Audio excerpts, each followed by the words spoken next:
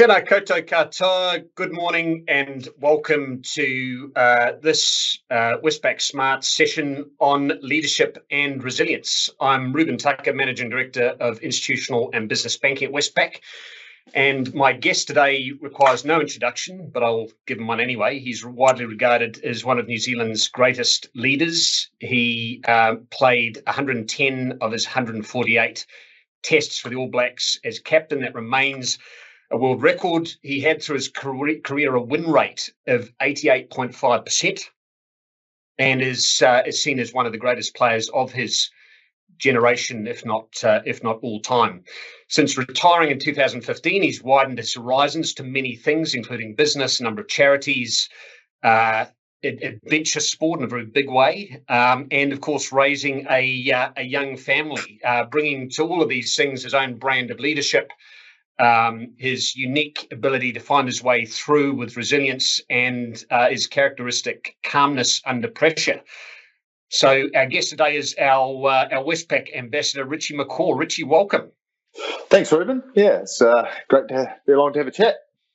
So why don't we kick it off with a few quick-fire questions to you? If you hadn't become a professional rugby player, what would you become and why? I was probably going to end up being a farmer. I come from a farm in the North Otago, Hacker Valley, and when I left school, my thoughts were rugby and be professional for a couple of years. So I thought, not too much around a rugby career. So I went to Lincoln University, Ag Science degree, and was always going back to the farm. But things have changed a little bit with rugby, and since finishing, we no longer had our family farm. So yeah, didn't get there. If you were to invite a single person, past or present in history, to a barbecue, who would it be? I've been asked this one a bit over the years, and it changed a bit. But I think as you get a bit older, my grandfather was a fighter pilot during the Second World War, and as a young fella, he died when I was mid-teens. He told me all sorts of stories about what went on. It all went away over my head. But as you get a bit older, understand the world, it would have been great to sit and hear all those stories again with what I know. So he'd be one that I had a great relationship with. It'd be nice to hear from again. So, final quickfire question: what's your favourite annual charity bike ride? Well, there's only one that I do, and it's the Westpac chopper one from Queenstown to Invercargill in May, with snow on the ground, usually frost, starting at 6 a.m. So that tests out a bit of resilience and a bit of toughness, but it's always a good day out. Passionate people down there for raising some money. Yep. So quick plug for the event. We will be heading off in around about 6 weeks, and any donations gratefully received. Look us up on Give a Little. Westpac Chopper Ride is your search. So look into the topic, leadership and resilience, and we'll start with you first. Can you walk us through some of the habits you've used and adapted over your career to keep yourself centered and in the mental space you need to be in?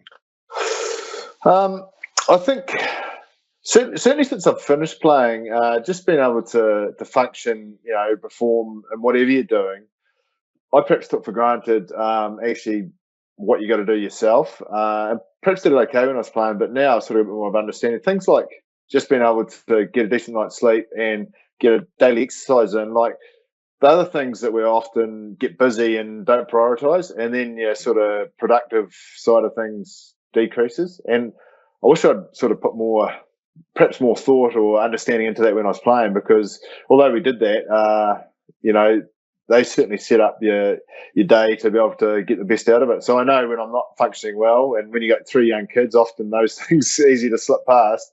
You realise that you can end up in a bad spot. But as I say, I think people say they're too busy to maybe get exercise, or they're working late. But you got to ask yourself what your productivity is. If you might be doing the hours, but are you actually getting what you're after? And I know for me, and certainly my wife's the same. If we get that priority right, a lot of those challenges you have in day-to-day life, become a lot less. I think, and when I was playing, it was listening to the right people. Often, there's a lot of noise around what's going on. It's easy to get yourself down the wrong path because of who you're listening to or what you're listening to. So just having the right people, in your ear or get the right things at the right times, I think was really important for me, especially when you're in a leadership position that can often, send you, feel quite lonely, I suppose. So those are some of the things that I found important. But I think, as I say, you're always learning, and what I know now. I wish as a 21, 22-year-old playing professional rugby, you'd know that. But I think that's part of growing up, isn't it? Is you start to change your priorities as you go. Yeah, we'll find our way. How important is a repeatable processes and structure around your day to keeping yourself centered? Well, I think if you turn up each day and just hope things are going to work out, they might do or they might not. So, just having a bit of a plan. And as I said, exercise for me, now that I'm no longer a professional sportsman, is really important. And I think what happens often, it's the last thing that goes into your day if you can fit it around everything else. And as soon as you get busy, it's the first thing that drops out. Whereas I try and think the other way. It's the first thing that's got to go in. And then you want to, by whatever you can, keep it in there. And I think, but just hoping that's going to happen doesn't work. Actually having a plan, at the start of a week, have a bit of a loose plan as to how I'm going to do that. And night before, I work out how I'm going to do that. And then you have the other priorities that you need to have, whether it be work or family or whatever, you work out how that all fits. So just actually being able to plan things, I think is important rather than just turning up and hoping. So that to me is really important.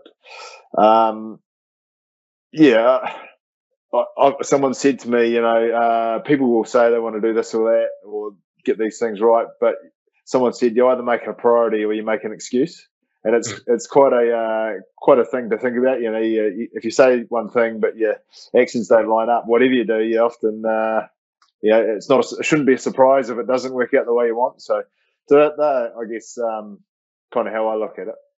Yeah, nothing comes from nothing. Exactly. What are the stress triggers you often try to look for in yourself when you know you're slipping off the balance and not in the right zone that you need to be in?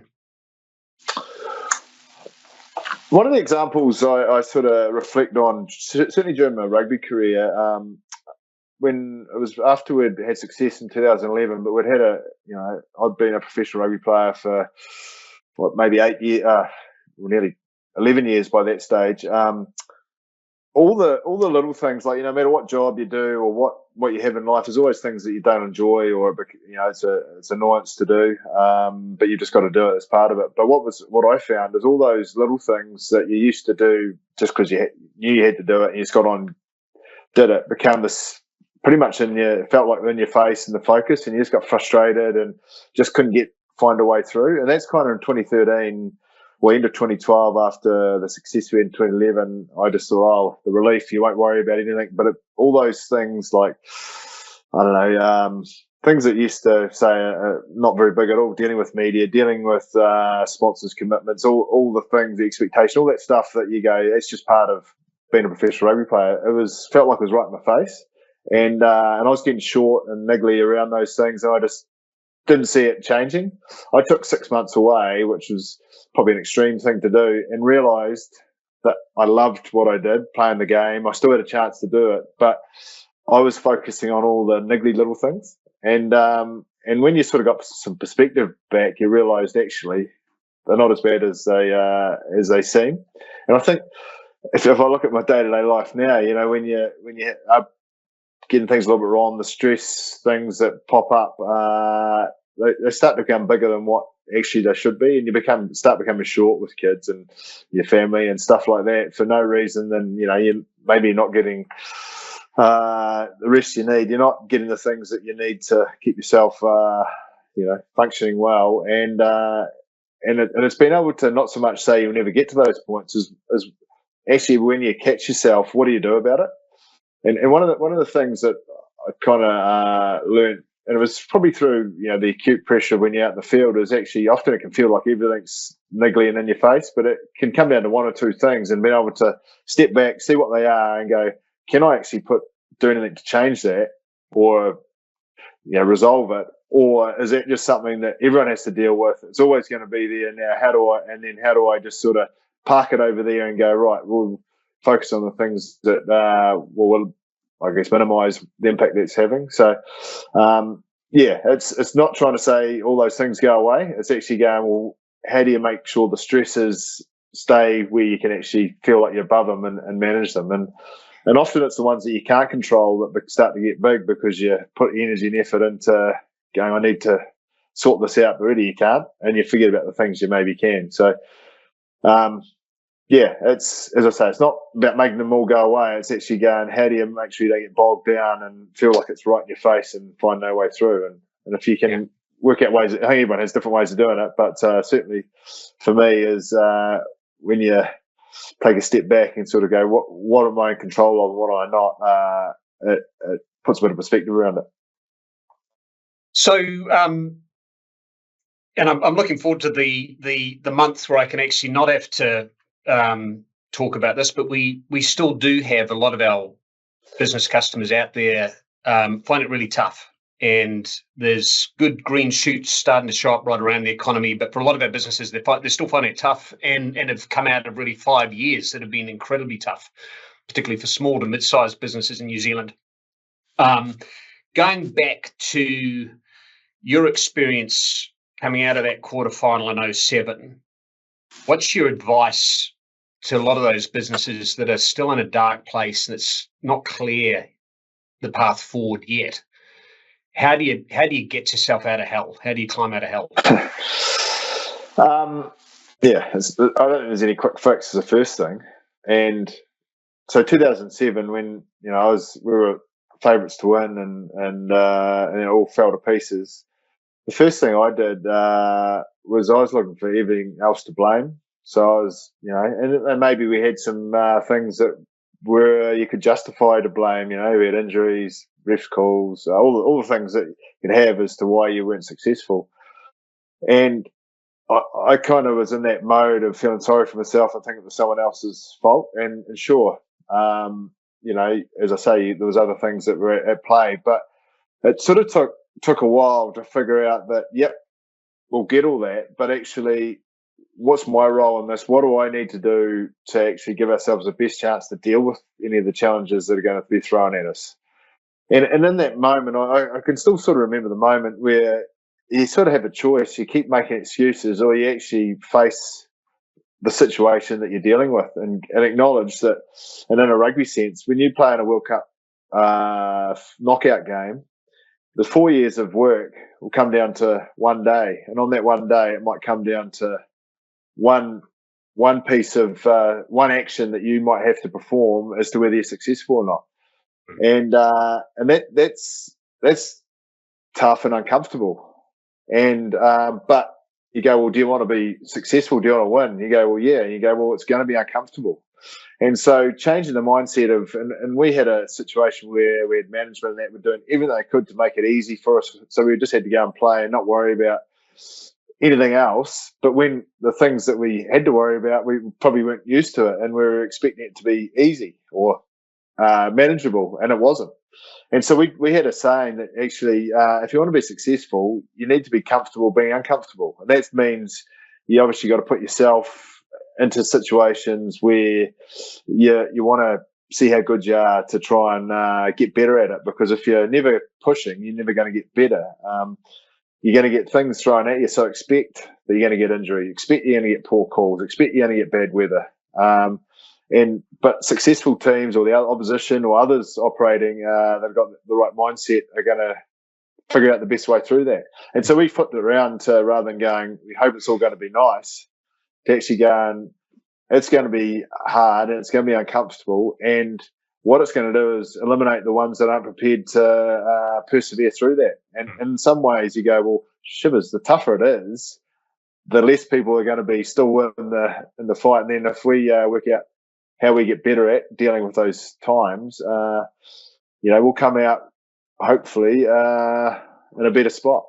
And so the classic thing that we never did is acknowledge that pressure and big moments actually affects performance. And that can be in the sports sense, but it's also in day-to-day life. When a whole lot of things come at you, we start acting and doing things differently because of pressure. And one thing as an All Black team, we never ever acknowledged that we felt pressure and it affects us. The reality is, how stupid's that? So we went about, and that was one of the things we had to face, is actually say we're not that good at dealing with. We've got all the skill in the world, but can we produce it when it counts? And so it was a whole lot of little things we had to do to get better and better. But I guess the first thing you've got to do is make a choice. How good do you want to be? And if you want to be really good at it, then you're going to have to deal with the ups and downs that come along. Now, when I say we're expecting injuries, we didn't expect 3 first fives to tip over in 2011, but at least we'd expected something. So we were in a better state than we would have been going, oh, no, throw your hands in the air and go, oh, it's all too hard. So certainly all those little things started to turn the corner. And the other one was, people say, what happens if you don't win the next one? Certainly as a captain, a lot of my friends said, what happens if you don't win next time? You've not only failed once as a captain, you've failed twice, which is not a great way of looking at it. We flipped it straight around and said, but what happens if we do? What happens if we're the ones that find the way through and we get to play at home and win? And straight away you sit forward on your seat rather than sit there and go, it's all too hard. So I think that's where leadership comes in, as if you've got people that are starting to go, well, what's the opportunity here? As hard as it is, and, the world will dish up opportunities. It's just whether you're prepared to take them. And the other one was, the last point I'd make around is, often it felt like in the toughest situations you need to find a piece of magic or go and pull something out of the hat that you don't know how to do.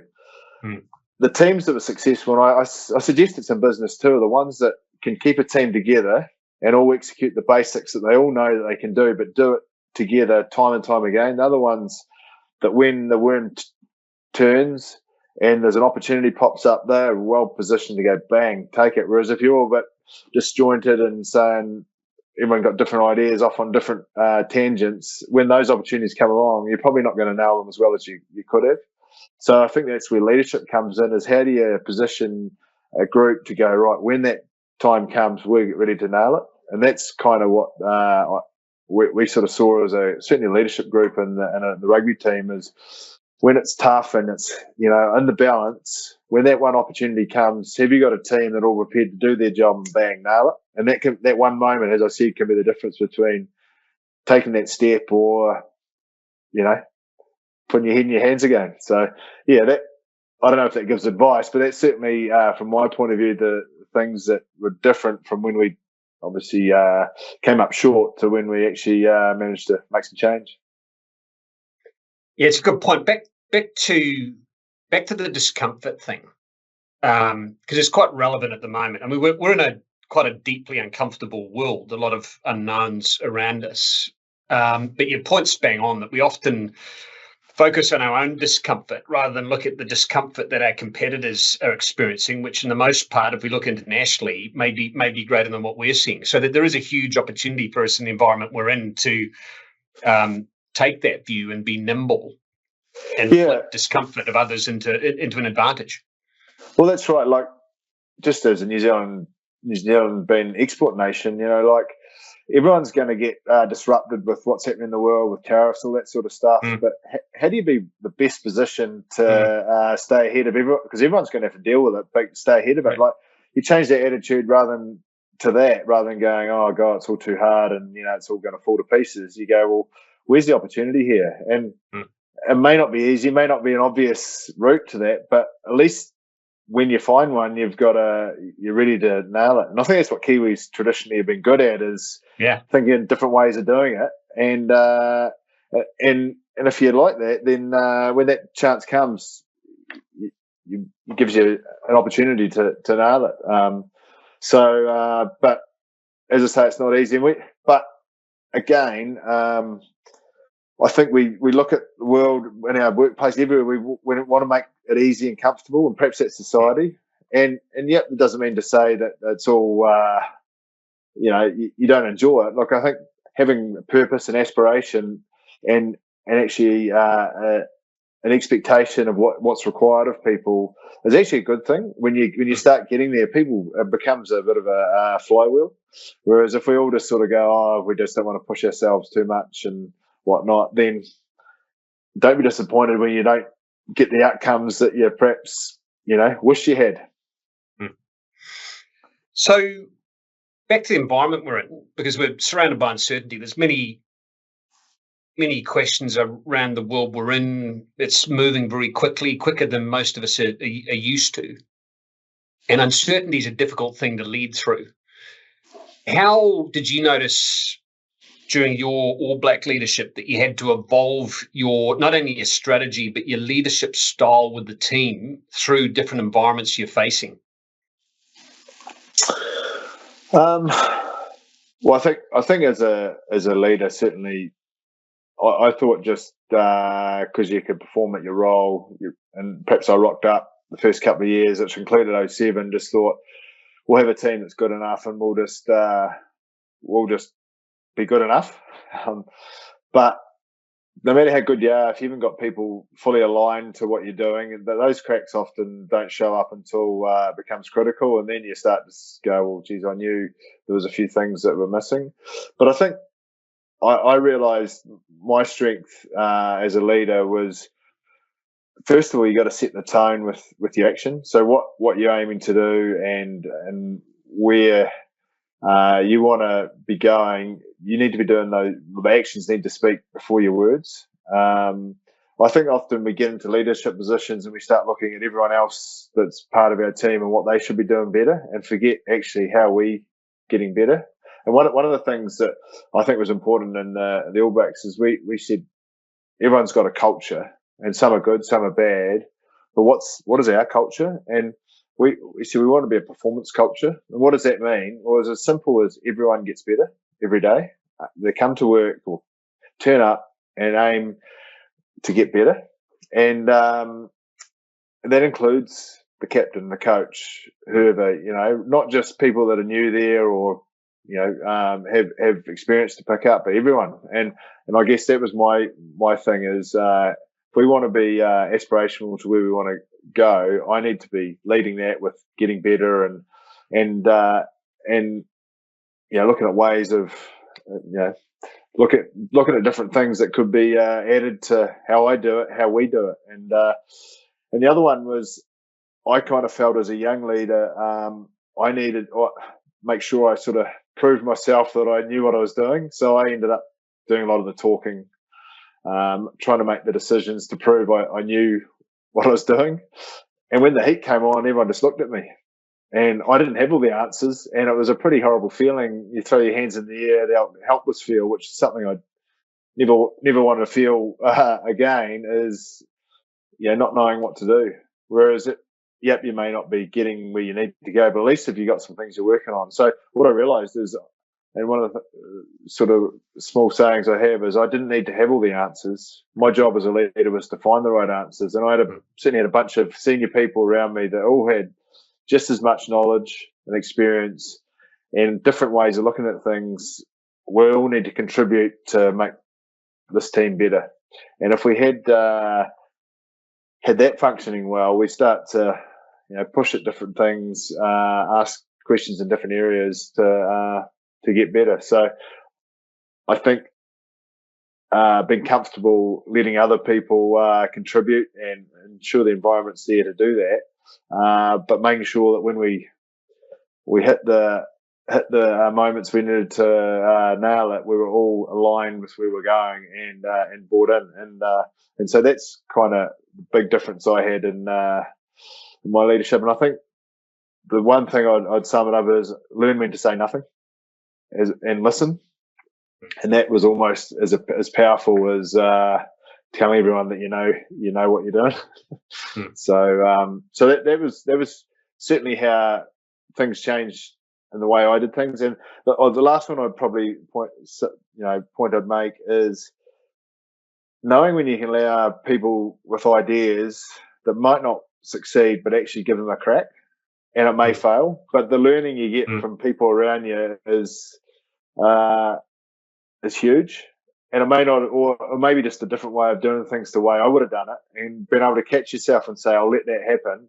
And there's a couple of times things that I would never have tried turned out to be way better than I ever would have thought, or we would have thought. So actually knowing when you can do that, I think it's a bit like even with your kids, you don't want to protect them from ever making mistakes, because in the real world, when they do, they won't know what to do. So to be able to let them fail occasionally is actually, as hard as it is, can be quite an important thing for them.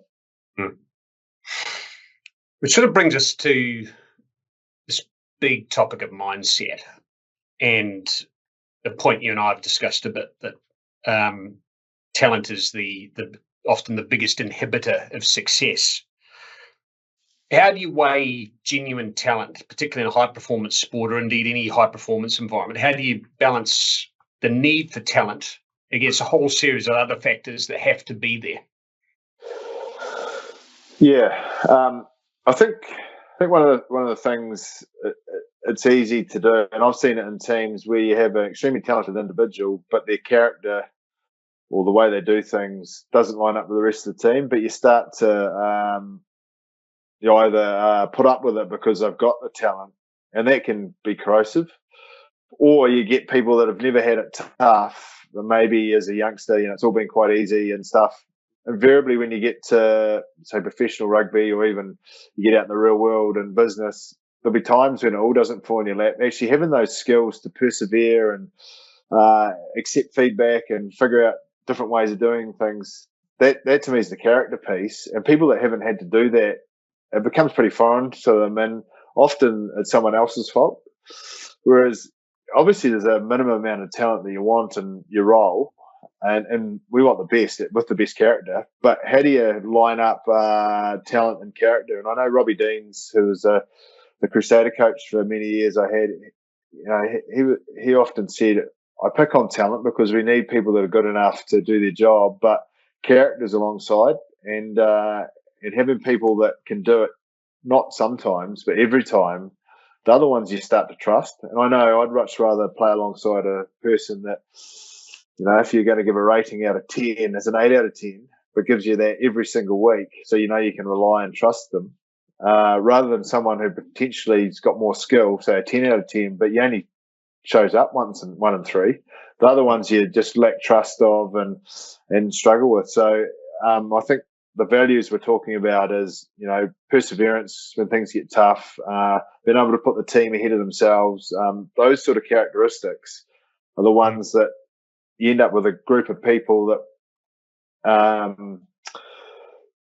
going to, one of the sayings that I was brought up with in the Crusaders is a champion team always beat a team of champions. So if you lined up and valued everyone's talent and just said that compared to another team, but the other team plays together and does it relentlessly, well, I don't know what team I'd rather be in, and I think that's kind of what we're saying here around, talent can actually inhibit you. Well, if it's been easy all the way through because you've been talented, isn't necessarily going to set you up well in the future. If you have both, that's probably the ultimate. People that are extremely good at what they do, but actually know how to find their way. But the other one is work ethic. People that have had to fight and had setbacks, often when they're able to persevere, their work ethic and I guess perseverance, they're pretty ingrained by the time they get to where they want to get to, because they've had to do that. And so I don't think it's an easy. It's usually a judgment call, but I guess following on from that a little bit, and we always said the biggest thing is complacency, and the complacency, or when it's been easy, when you have success, how do you make sure that you have the same deep motivation and attention to the details that are going to ensure you get success again next week? It's as much as you tell yourself that, how do you have that deep intrinsic drive to look at those things? And it's one of the greatest challenges in sport, but I think maybe in business, is how do you back up performance after performance? And if there's an easy answer, I'd love to see it, because it's one of those ones that's the great challenges. And I think I look at the All Blacks in my career. When you won a World Cup, how do you turn up and try and win another one and still have that deep drive? And that was a big challenge we had. Thank you. Look, we've got 15 minutes to go. We'll go over to the Q&A. So if you have a question, please just type it into the text field, the chat field. We'll start with one I think is quite interesting and very applicable to any size of businesses. You're not leading just one group of people. What are the strategies you have to deal with very different personality types and learning styles within a team? It's if I just give the example of kind of a challenge we had in the All Blacks, but is, New Zealand's a multicultural society, and the All Blacks are made up of all corners of New Zealand, really. People come from all sorts of backgrounds, all sorts of cultures, all sorts of ways of looking at things, and that can be a challenge. But it's also one of our greatest strengths, because we have different ideas, different physical makeups, different ways of looking at things. And we said if we were all the same, we'd never achieve what we're after. So, but how do we ensure that there's a buy-in to something that is bigger than any individual? And I guess that's where we're lucky, say, an All Black team or even in a Crusaders team, the team success was more important than any individuals. That's not to mean that people can't shine and be successful as an individual player within that. You want them to be, but it needs to be in the context of the team. So we made a big point of saying that effectively everyone that comes together, the All Blacks, there's a certain few things that there's 120 years of legacy that we all need to put some things to the side, because this is what's expected. But the things that have allowed you to be a good rugby player and the things that you've done to get yourself here, we want you to add that within the context of who we are as All Blacks, and so that we lift that team. And when you get that right, I think you become really powerful. And we saw it as the biggest strength we had.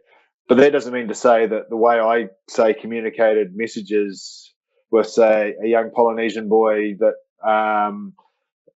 is going to be the best way. But, within our leadership group, we had people like Kevin Mialamus, for example, who had his respect and mana through anyone, really. But certainly, so those guys, he would be way better delivering a message from a leadership point of view about what we need or what's expected.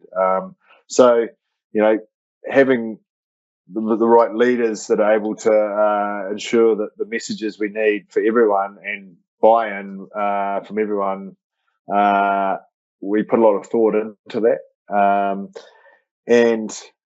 But it's getting that hook so that people are prepared to give something themselves to something bigger than anyone. If you can tap into that somehow, then people will go over and above what they're there to do, rather than sort of going, well, I'm working for that person and they haven't been that nice this week, so I don't really care. Actually, how do you get past that? And I think buying into something bigger is the key. And it was easy from a All Black point of view, because we're all New Zealanders, no matter who you are, where you're from, and we've all got an affiliation or a buy into the All Blacks to start with. But if you've got a company or a group, what is it that's going to hook them in?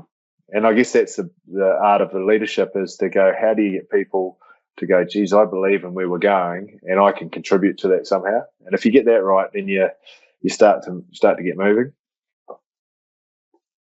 Thank you. Another good one here. Did you ever feel like your leadership was being challenged, and how did you deal with it? How did you work through it? Yep.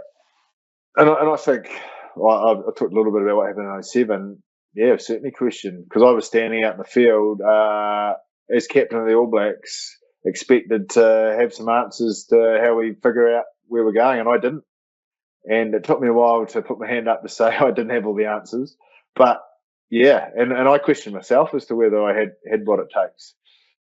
But as I say, in those moments when you're at that point, you've got a choice. You either face that and go, actually, there's a whole lot here I need to learn, or you make excuses and say it's not my fault and someone else to blame, all that sort of stuff.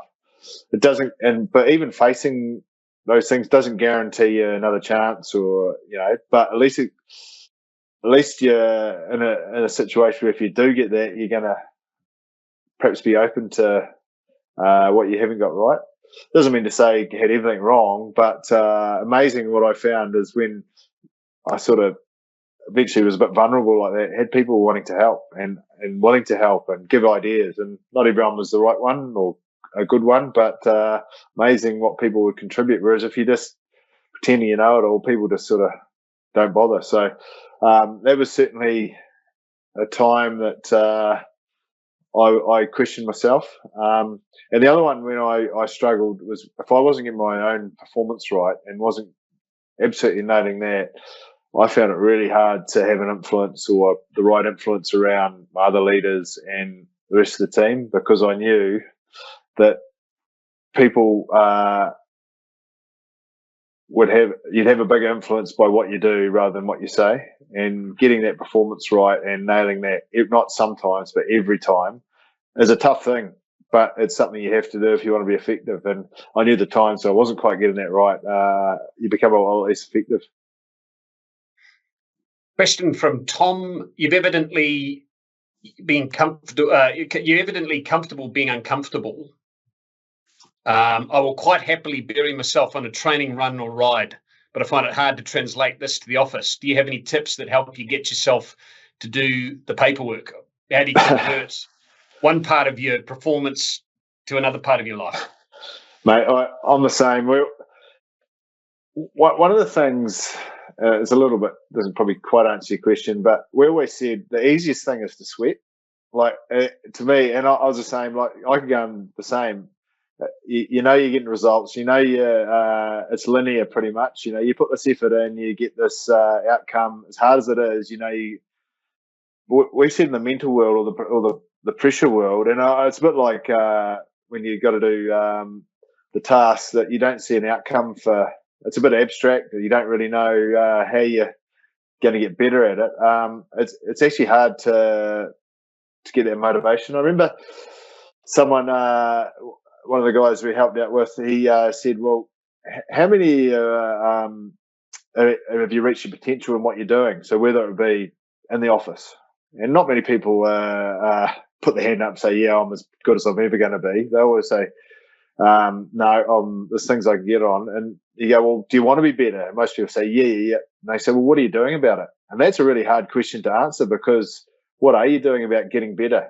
And I think that's where the purpose comes from. And the way we looked at it is well, even if you didn't say anything to anyone, but if the people you're leading or in the office in 6 weeks noticed a few things that you might have been doing better that help them get their job, what would those 1 or 2 things be? And then you can start to progress. And I think understanding what it is that you're doing to get better helps that.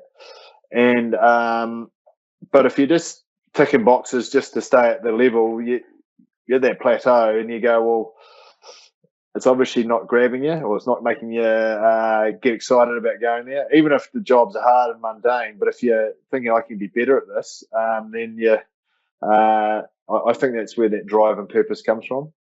But certainly, even in the helicopter business I was involved in, when I turned up, it was all quite new. I had to learn. You start at the bottom from a flying side. There's a heap to learn, and from experience point of view, all those things.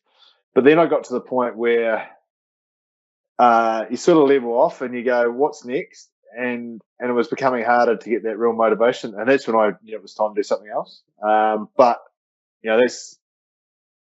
that's not always an easy thing when what you're doing is a job that you can do well and all that sort of stuff. So that'd be one of the things I'd say is what are you doing to get better, and what does that look like? And if that's not giving you the joy to put the time in, then is it the right thing you should be doing? Be the question I'd ask. Here's a question that grabbed my attention because I got to meet I got to meet him a couple of weeks ago. He's a fine young man, but the question is, what advice would you give Liam Lawson at the moment? Well, I think just a lot of things it's a setback, and it may not have been his fault. Like, they talk about the car that he's been given, didn't have the practice, all that stuff. And there'll be certainly all that. If you just sort of say, "Oh, poor me," but if you go, "Okay, what did I learn out of that experience? What are the things that if I get another chance that I'm not going to, and there'll be one or two things." And I guess then you're open to another opportunity that might come up elsewhere or whatever, and go, "Geez, the experience I had there is going to set me up to make sure I don't make those mistakes again, regardless if they're in control or not." So everything I'd say, the other moments that you have a choice, you go, "Oh, well, I've had my crack and poor me, I'm not going to make it." Or you go, "Right, do I?" And you may not get another chance, but at least if that opens up, bang, it's there. Like, one of the things I sort of learned a bit is, and it's a bit more on the acute side of things, is when you're under pressure, you need to do something. You've got to be really careful that you don't do something that's reckless. Like, I always try to differentiate what's ruthless and what's reckless, and often it's a little bit subtle, but the word I always had in my head is timing and half chances. So when the half chances come up, you've got to be looking at that, looking for half chances, but each one might not be the right one.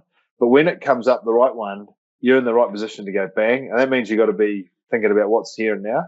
Whereas if you just sort of go, "Oh, look in the past and that's all gone wrong," or in the future, "Geez, I hope I'm in that point," you miss what's in front of you.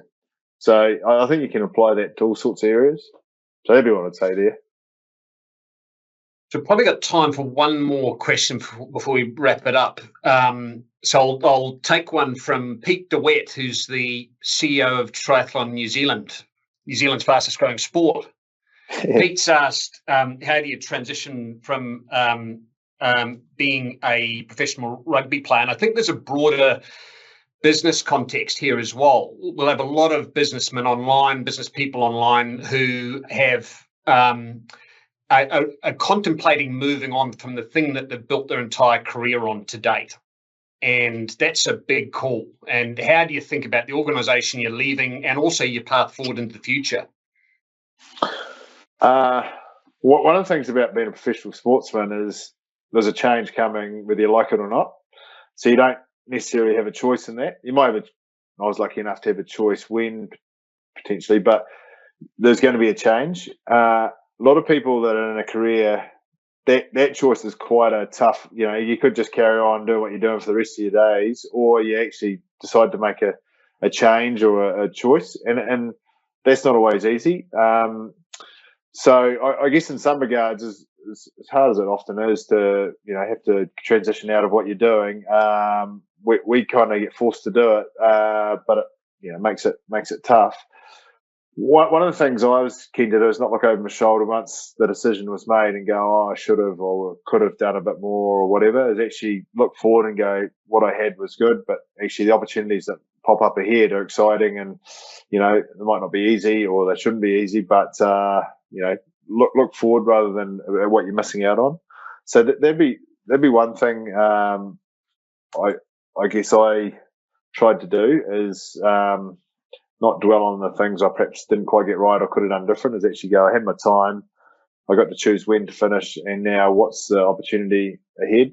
But also try to identify the things I'd necessarily miss. Like I don't miss getting knocked around out in the field. I've never missed that. But what I missed was standing on the start line or standing on about the whistle about to go running out with that nervousness around what's going to happen. I've worked all week to get myself to this point. Can I go and perform? That's the bit that I loved. And then I didn't really want to be getting knocked around to find out. But afterwards, when you'd got that performance right, sitting with a bunch of mates that had all been through that same situation, actually enjoying that time in the changing room afterwards. And that's why I got into adventure racing, because, an event that may go 6-7 days, I didn't know that I was good enough to get to the end. So those feelings were probably even deeper than I'd have before a test match. But the experiences you go through, as tough as they were, you can reminisce afterwards. They're never that bad, and then often you work out who you are. So I guess those are some of the things that I worked out I needed, and I guess the team element and the learning. So what is it that you actually trying to get better at? And as I say, flying was one side of it, but also doing an event that was way beyond what I ever thought was possible. Certainly meant had to knuckle down to do it. So, but I think a lot of people often talk about I should do that. I was just someone that never wanted to look back and go, I wish I had or should have. And I always thought if you make a decision and it turns out to be the wrong one, that doesn't stop you making another decision. And then you make another one until something pops up. And one of the things I see with professional rugby players or athletes is they move out of rugby into a bit of a void, but they're hesitant to have a crack at anything because something else might come along, and then time goes by and they haven't actually had a crack at anything to work out what they don't like, rather than actually go, there's a chance to have a crack at something, and if it doesn't work out, you move on to the next one. And that's some of the things that I think are important. I don't think it necessarily answers in a business sense, except the one bit that you added there, Ruben, around how you leave the organisation. Like, I think you see it in sports teams, but also in perhaps business. Someone who's leading it, they move away, and then it starts to fall over, and you go, well, that was because I'm not there anymore. Whereas I actually think if you can move on as a leader and nothing changes, that shows how you as a leader is set it up for the next people. But often ego gets in the way of those sort of things because you want to be the one that has driven it. But if you can walk away and they go, oh, you weren't really needed there anyway, you go, geez, I did a good job as a leader.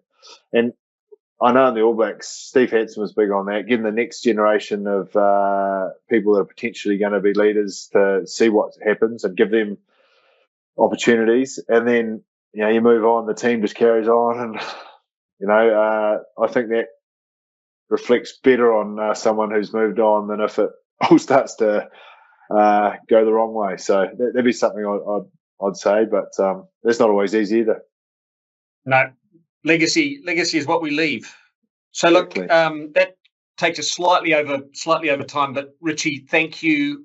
Awesome session. Thank you for your thoughts around leadership, resilience, and your deep insights into the human condition. And we look forward to seeing you on the bike in about 6 weeks. Look forward to it. It's good to chat. So, look, that wraps up the session. For those of you interested, we've got upcoming sessions coming up in Auckland, 26th of May, Wellington on the 4th of June on e-invoicing and how it applies to business working capital. Come along, sign up.